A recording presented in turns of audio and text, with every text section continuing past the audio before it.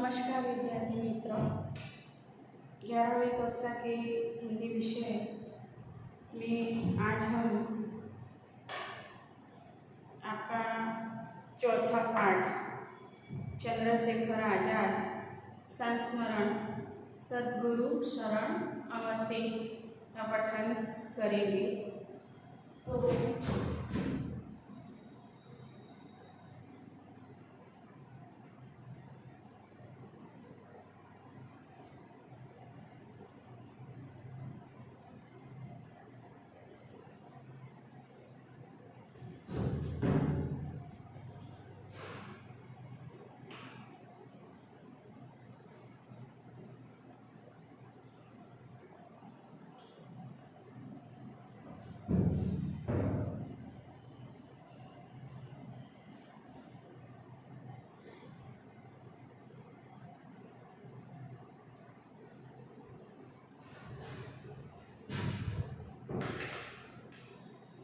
विद्यार्थी मित्र, हमारे देश में कई बड़े बड़े नेताओं ने अपना योगदान दिया है। इनमें से एक थे चंद्रशेखर आजाद। यह पाठ सद्गुरु शरण अवस्थी ने लिखा है, जिनका जन्म सन 1901 और मृत्यु सन 1973। सद्गुरु शरण अवस्थी मूलतः नाटककार, निबंधकार एवं समीक्षक थे। कानपुर में भी BNSS NSTT कॉलेज से आचार्य थे। श्री अवस्थी का लेखन उनके जीवन काल से जुड़ा हुआ है, जो मूलतः प्रेरणादायक है। तुलसी के 4 पल तथा भ्रमित प्रतीक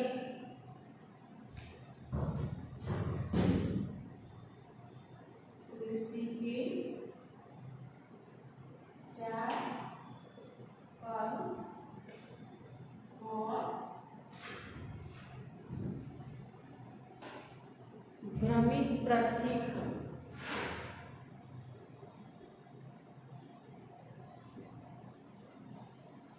इनकी रचना है।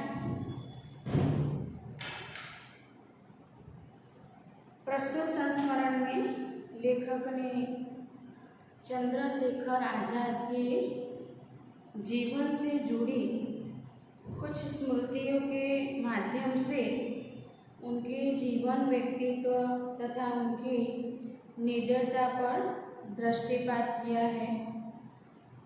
असाधारण प्रतिभा के धनी चंद्रशेखर आजाद शक्ति के पुंज थे।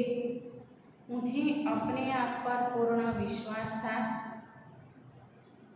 आकर्षक व्यक्तित्व, निडर, आत्मनिर्भर, मितभाषी, इस वीर पुरुष को स्वर्गीय कहने से लेखक को बड़ी चोट पहुंचती है। उनसे जुड़ी अनेक सूक्ष्म बातों पर लेखक ने प्रकाश डाला है। तो चंद्रशेखर आजाद भारतीय स्वतंत्रता के एक महान राष्ट्र नेता के रूप में उभर आए। तो ऐसा कहा जाता है कि वे इतने निडर थे कि एक बार कोर्ट में उनका केस चल रहा था। उनकी उम्र कुछ ज़्यादा नहीं थी। तो जब जज साहब ने पूछा कि तुम्हारा नाम क्या है, तो उन्होंने बड़े निडरता से अपना नाम आजाद बताया था।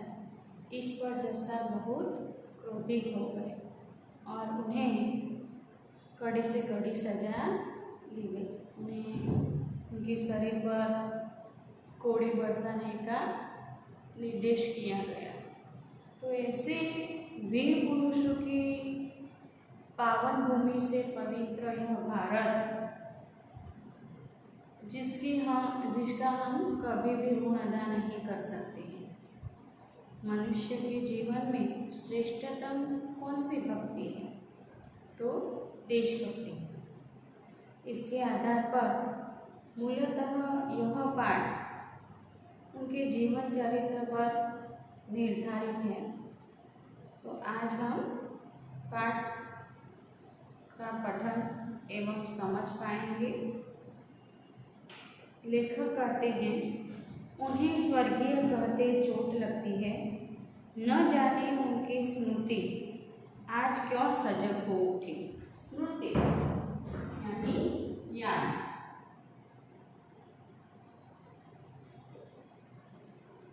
तो लेखक कहते हैं कि चंद्रशेखर आजाद को स्वर्गीय कहते चोट लगती है, क्योंकि न जाने उनकी स्मृति आज क्यों याद आती है। भूलना एक महान गुण है। ईश्वर ने हमें भूलने का एक गुण दिया है।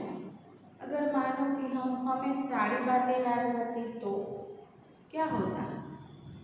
जन्म से लेकर मृत्यु तक की सारी बातें याद रहती हैं तो क्या परिणाम निकलता है?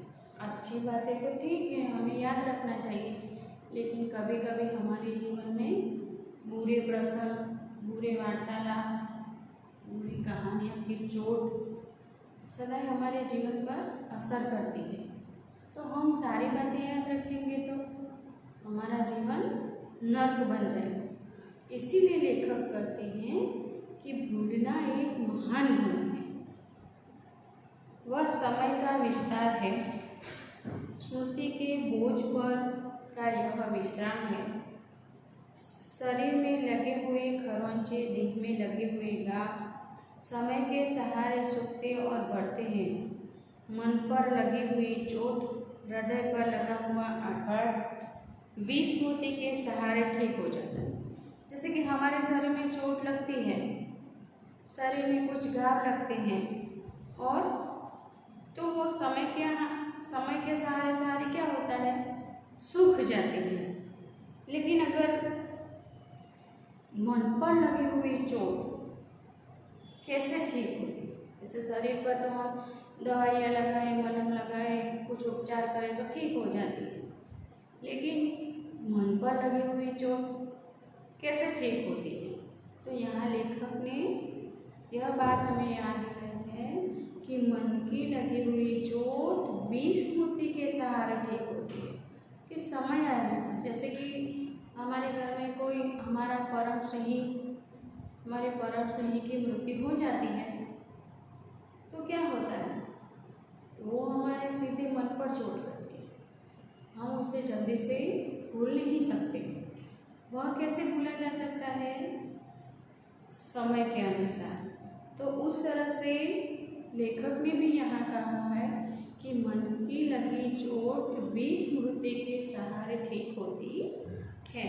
स्मृति की तीव्रता शास्त्रों के अनुशीलन और पुस्तकों के स्वाध्याय से मिलती है, और विस्मृति का वरदान संतों के सत्संग और विराग के अनुष्ठान। विस्मृति कैसे प्राप्त करें? लेखक ने कहा है कि संतों के सत्संग से, अच्छे संत उनके सत्संग से और विराग के अनुष्ठान से प्राप्त होता है। यदि संसार में विस्मृति स्वतः सिद्ध न हो तो लोग अपने आप प्रतिदिन कुरेदते रहते हैं। क्या है कि संसार में अगर विस्मृति न हो, हम भूले नहीं, तो लोग उसे क्या करते हैं? कुरेदते रहते हैं। ऐसा हुआ था, ये नहीं होना चाहिए था।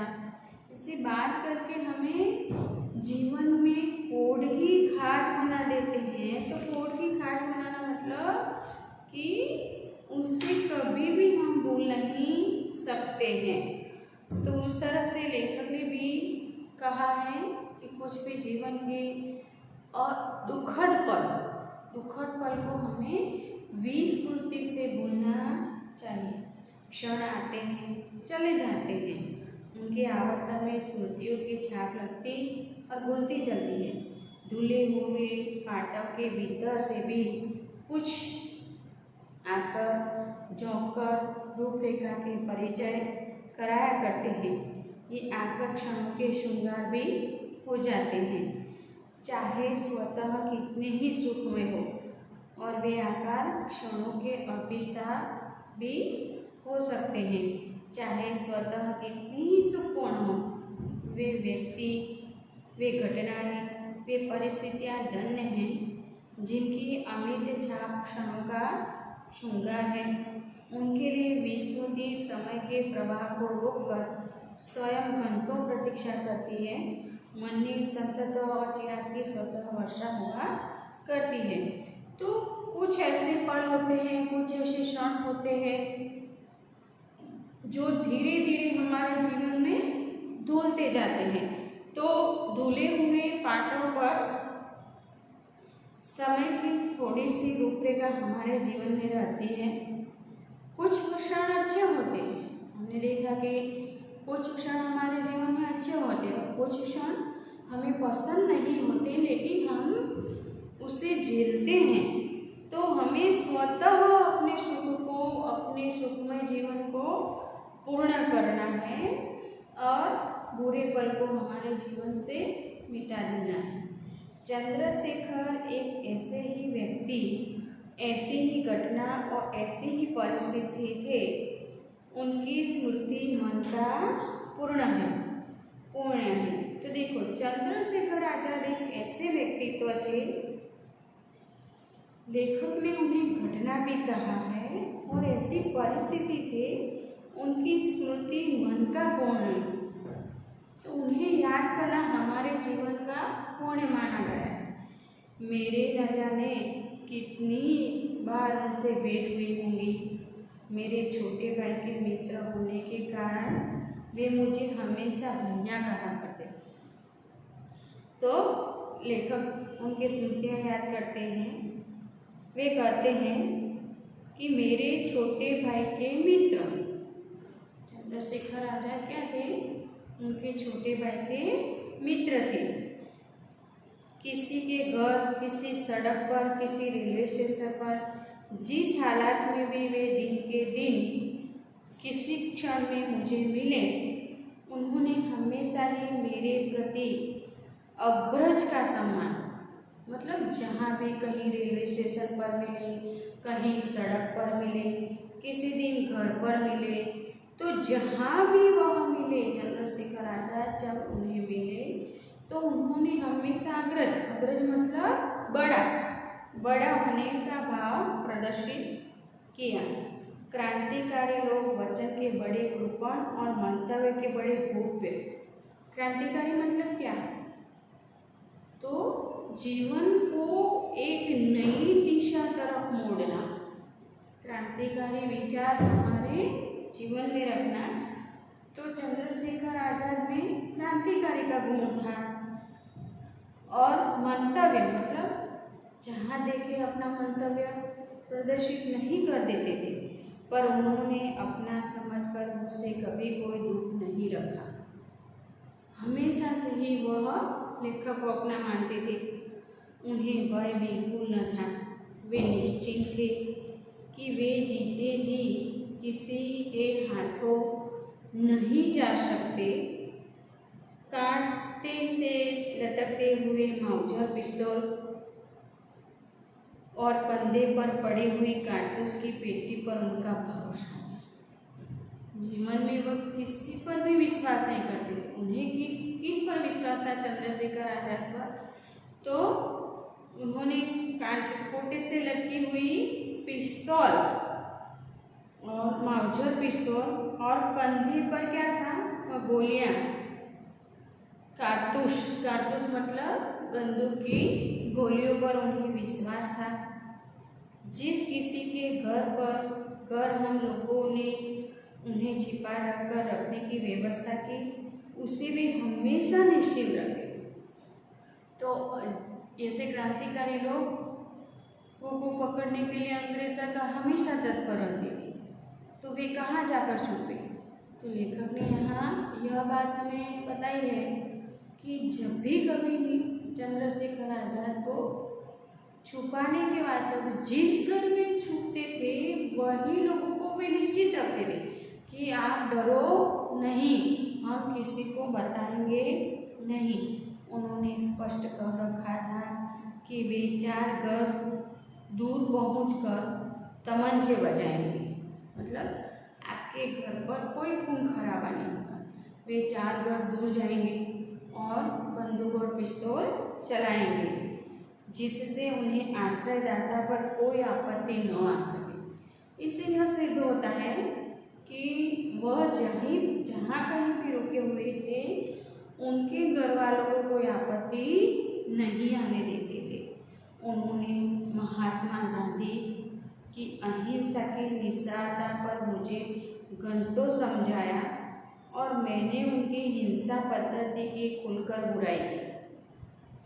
लेखक ने बार बार उनकी जो हिंसा पद्धति, हिंसा मतलब वह क्या करते थे कि हमें कभी आज़ादी मांगने से नहीं मिलेगी, हमें अंग्रेजों से आज़ादी छीननी पड़ेगी, इसीलिए वे हिंसा करते थे और हिंसा अपने देशभक्ति प्रदर्शित करने के लिए। तो लेखक ने उनकी बुराइयाँ की, पर हम दोनों का पारस्परिक आदर बढ़ता ही गया, क्योंकि हम दोनों उनके विचार पर अपने ईमानदार थे। मेरा विचार केवल तर्क का मंडार श्रृंगार और मानसिक प्रयत्न मात्र था। उनके व्यवहार पक्ष की शक्ति मुझमें न थी। उनका विचार कर्म ही शोभा और योगक्षेम का प्रकाश था। उनके व्यक्तित्व में इतना बल था कि मेरी इच्छा के प्रतिकूल वे मुझसे काम ले लिया करते थे और उनके बात पूरी करने में से अपने को गौरवान्वित अनुभव करते थे। तो लेखक क्या मानते थे कि महात्मा गांधी के बाबत में उन्होंने घंटों उनको समझाया, लेकिन चंद्रशेखर आजाद क्रांतिकारी पुरुष थे। बल्कि लेखक का जो वितर्क था वह बेबुनियाद था। उन्होंने लेखक से कई बार अपनी तरह से काम करवाया था और उनके व्यक्तित्व में इतना बल था, मतलब चंद्रशेखर के व्यक्तित्व में इतना बल था कि मेरी इच्छा के प्रतिकूल भी मुझसे काम, मतलब कभी भी लेखक की इच्छा नहीं होती कि नहीं ऐसा नहीं, ये काम नहीं करेंगे, ऐसा नहीं करेंगे, तब भी चंद्रशेखर आजाद लेखक को मजबूर करते थे और हमेशा से उनसे काम ले लिया करते थे। तो विद्यार्थी मित्र, हम दूसरा पाठ अगले